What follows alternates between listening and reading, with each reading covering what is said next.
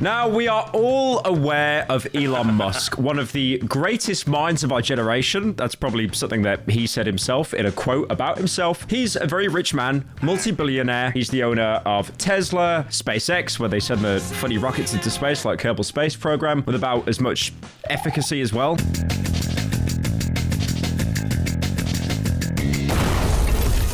But one of Elon Musk's greatest inventions is Tesla. Now, I don't need to talk about Tesla. You know what it is. The electric car that pretty much every single YouTuber buys as their first car. I'll be honest, if I owned a car and if I drove, despite passing my driving exam at the age of 18, I probably would own a Tesla. So I'm not trying to say I'm holier than thou, I'm better than all the other YouTubers, because trust me, I would be buying a Tesla. And if you remember, a couple of years ago, Elon Musk was shilling the Cybertruck, which was basically a truck from Cyberpunk 2077. It was this weird design, very angular.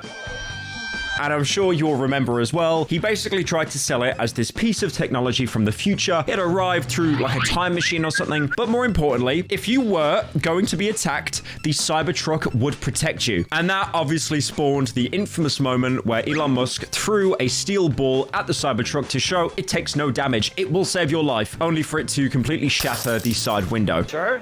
Yeah. Oh my fucking god. Now, the Cybertruck was advertised quite a while ago, and I'll be honest, I was nearly stupid enough to buy one because the concept of it was just so ridiculous, and I think that's what a lot of the products that Elon Musk makes are banked on, how ridiculous they are. I mean, for example, he has another company called The Boring Company, and he made a flamethrower. Basically, it was just a big blowtorch. It wasn't really a flamethrower, but still, a lot of people bought that. Obviously, it wasn't legal in the UK, but still, he creates a lot of hype and interest around this kind of like this weird stuff, and the Cybertruck was one of those. But it's been a couple of years, and now the Cybertruck that people paid a lot of money for is finally being rolled out. But now it looks like the Cybertruck does not work. Now, there were, I think, 3 or 4 different models of Cybertruck you could buy. Each ascending version would basically have like a better engine. But I think the cheapest Cybertruck you could buy was around $80,000. But you've just blown your money because they don't work. There's been a video going around by Jose Martinez, and he bought the Cybertruck, and he's basically listing every single problem that he has with it. So the accelerator cover, which is pretty important, isn't even glued down properly. So over time, with more use, because obviously, you know, you want to use a car, you want to drive it, it's going to slide up more and more. And also the gas gets stuck on like a piece of interior trim, which essentially means the gas pedal, which is very important for a car to go forward and not be stationary, that is then stuck to the floor. Now, there's a website called TechCrunch, and they basically go ahead and compile like new releases on stuff. They do kind of like mini reviews on products, and they basically confirmed that the gas pedal slipping off was a huge manufacturer error. The article itself says they made a recall to an unapproved change introduced lubricant to aid the component assembly of the pad onto the accelerator pedal, which causes residual lubricant and retention of the pad to the pedal. You also had people talking about it prior to Tesla releasing a statement as well. I read that they used the wrong glue to hold the cover on the pedal, but that was on social media, so take it for what it's worth. I'm sorry, but if you make a car and you are spending years on R&D and development and production, and then the cope is the wrong kind of glue was used. What kind of glue are you using? Are you using like PVA glue or like one of the Pritt sticks that you're given at like primary school? I'd really like to imagine that they made this amazing car. It really stands out. It's something that people will buy because, you know, it looks cool. And then to finish it off, to bind it all together, they just use like a Pritt stick that they bought from Walmart for $2. So now this has led to Tesla to basically put their hands up and go, whoops. You got me.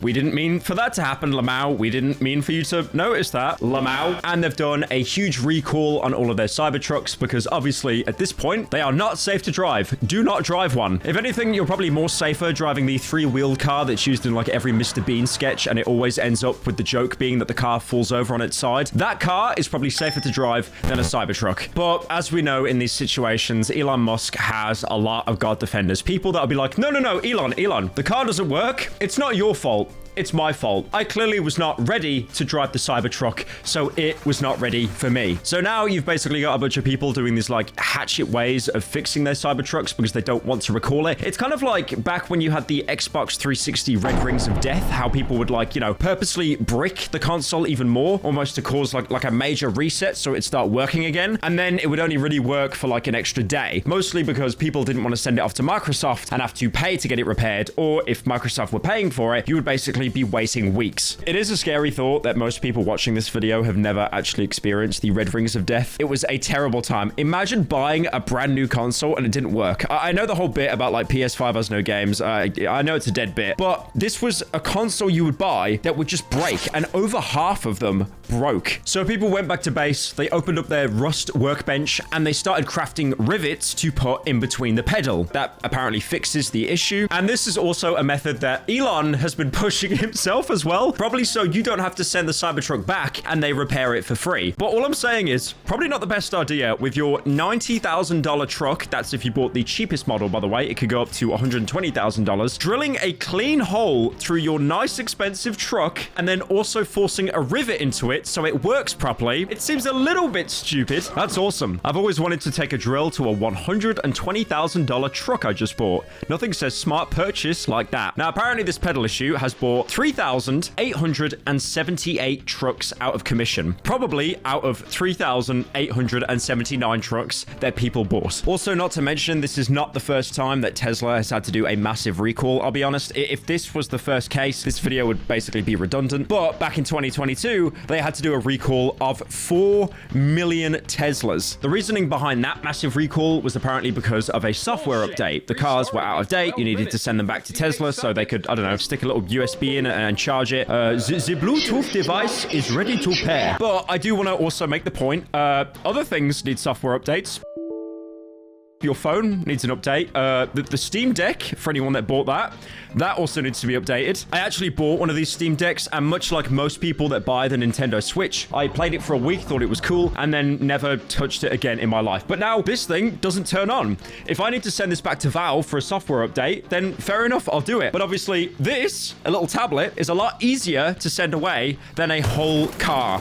I really can't imagine anyone making the argument that, oh, I can't play Helldivers when I'm on the go, as opposed to, oh, I don't have my car anymore, I can't drive to my job. Now, looking at the Cybertruck, like I said at the beginning of the video, it's weird. It's out there. It's not going to be something that, like, you know, your middle-aged mother is going to buy. It definitely appeals to the kids that think they're cool, myself included. Like I said, I was stupid enough to nearly buy one of these. I'm very happy I didn't now, but it obviously appeals to people that are, we're the outcasts. We're edgy. And one of the first people to do an in-depth look on the Cybertruck was, of course, your boy, who I talked about a couple of videos ago, Mark Ass Brownlee. Yeah. Now, the Cybertruck itself is an absolute beast. It's around 3,000 kilograms. Okay, wait, I need to do the American thing. 6,843 pounds. I was going to make the joke about it's the size of something I commissioned. And it's also 18 foot long and 8 foot wide. So this is a big boy. This is a big car. The worrying thing about it is it can still, despite being a truck, go very fast, reaching up to speeds of around 130 miles an hour. So let's say if you collided with one, you would not die. You would not die. You would go to heaven and then you would still die because of the pure impact. You'd basically be deatomized. It could also do 0 to 60 in around 3 seconds. So the engine on this thing is a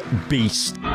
But obviously that's the point, right? That's why you wanted to buy it, because it looks cool, it's big, it's boxy, it looks like some weird president protection van, but also it goes very fast, so you're able to flex on people. That was the main selling point of the Cybertruck and why so many people ended up buying it. I think the scariest thing about the Cybertruck is it's basically a fridge on wheels. This is a Joe Rogan car, a Joe Rogan shaped car, and obviously if you put it in the hands of someone who isn't a very competent driver, maybe, you know, I imagine like the average Cybertruck driver, like one hand on the wheel, and then they're also just like texting like their opinions on Twitter at the same time. Not a very good combination. He gets into like a horrible car accident. He's like, I just want to say one more thing. Elon, thank you for everything. Take my Bored Ape NFT. There is actually online a Tesla Cybertruck crash test video, but I'll be honest, this probably wasn't even to demonstrate the safety. They probably just uploaded it because they were like, oh, big thing go bang. Me like big explosion. Also, I wanted to point out in that video, the frame actually doesn't crumple. So that is not good.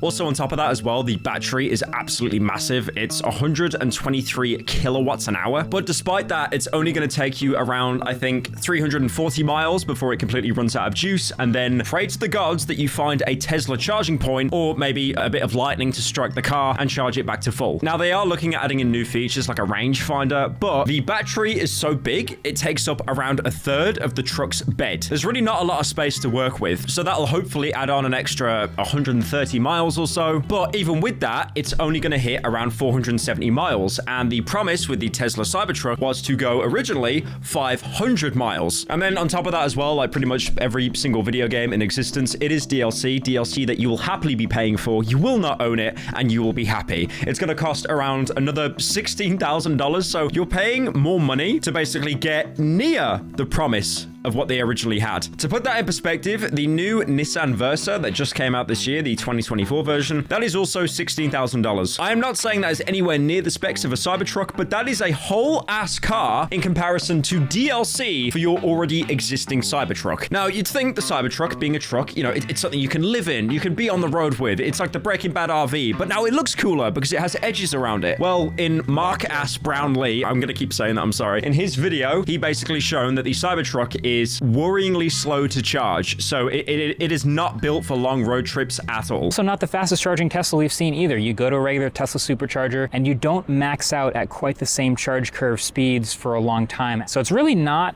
the ideal long-term road tripper. Now, like I said earlier, people that buy the Cybertruck, they want to be different. They want to feel special. They sit in the dark all day like I'm doing right now, playing Cyberpunk 2077 until 5 in the morning. Tell me what those hands can do. What? No, not.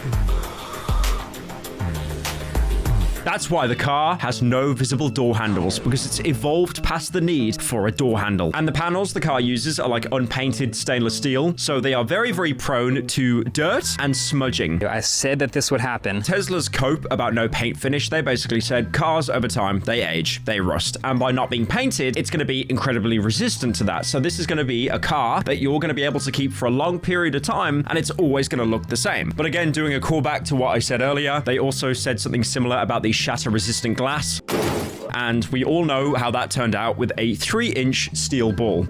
Also, another thing about the Cybertruck, because it is so angular, so shapely, I'm sure we've all seen those videos of what happens if you stick your hand in a side window and how, you know, it goes up and then your fingers get chopped off. You could do that with the Cybertruck just by closing the door.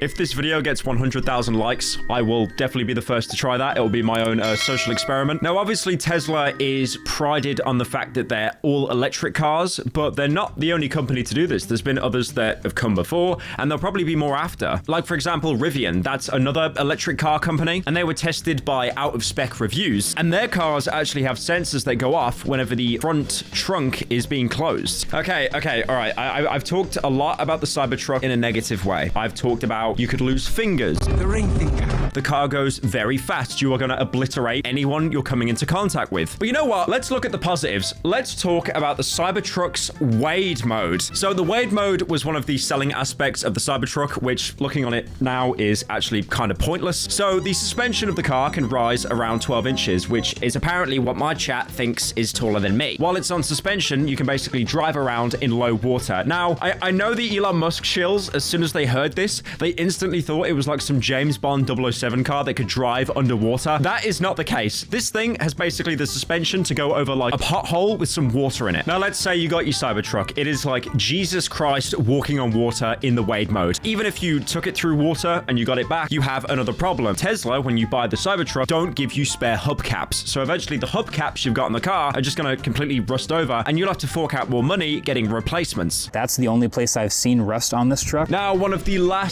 and final features of any Tesla is the 15-inch iPad that you get at the front. It's basically the iPad you'd give a little kid so they can just play, like, I don't know, League of Legends or like why did I say League of Legends? Let me redo that. Basically, you'd always give the iPad to the kid in the back of the car so they can watch like Coco Melon or something. But obviously, this is your iPad. This is an iPad for men because it's in the driver's seat where men drive. This is where you can access climate control, the radio volume, which most analog cars had. But anyways, navigation, and also you can see out the back of the truck. Now, I am memeing on Tesla a little bit, but like, I'll be honest, like most modern cars now, they do have cameras in the front and the back, and they even have like a little aerial camera to kind of show you where you are. But in most cases, especially when you have driving exams, you have to look, you know, behind you. You gotta do the little, you know, the little SpongeBob meme where like the fish is looking from side to side. You have to do that. But with the Cybertruck, you literally cannot look out your back window, so you're entirely reliant on the rear camera. It's also borderline useless useless because you don't actually see out the back of the truck, but instead they put the camera feed on the screen because another screen means more cost. So keep in mind, hopefully you're driving your Cybertruck on a nice clear day, because if any rain gets on that camera, you're screwed. You will not be able to see anything. Now, another feature that Tesla is shilling is steer by wire. What does that mean?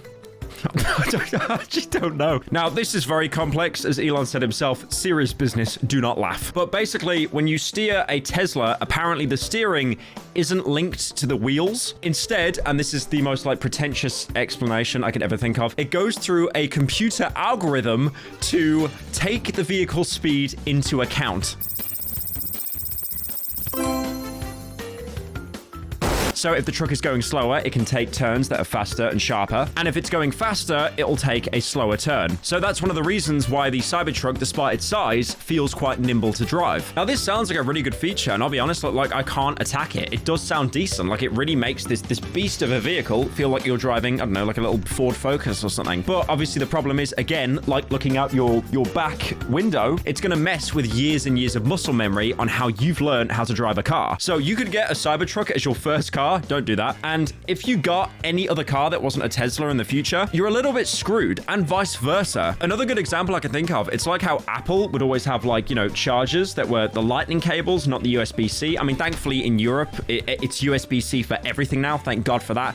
But it's these steps that companies make to lock you into only sticking to them, because they add little changes that seem beneficial, and then as soon as you go to another product, it just seems like hugely cumbersome and a waste of time. Now, Tesla have also been marketing self-driving, which is a pretty new feature among most recent cars. Basically, you can sit on the road, relax, while the car basically just drives itself for you. It's a little bit scary. I know in some countries the legislations have it so the car basically has to beep if you're not driving for like a couple of minutes or so, you know, just to keep your hands on the steering wheel, because fully self-driving, it's probably not a perfected technology yet, but fortunately, you can't actually do self-driving with the Cybertruck, because I could imagine that would be the biggest lawsuit imaginable. There would be a lot of fatalities.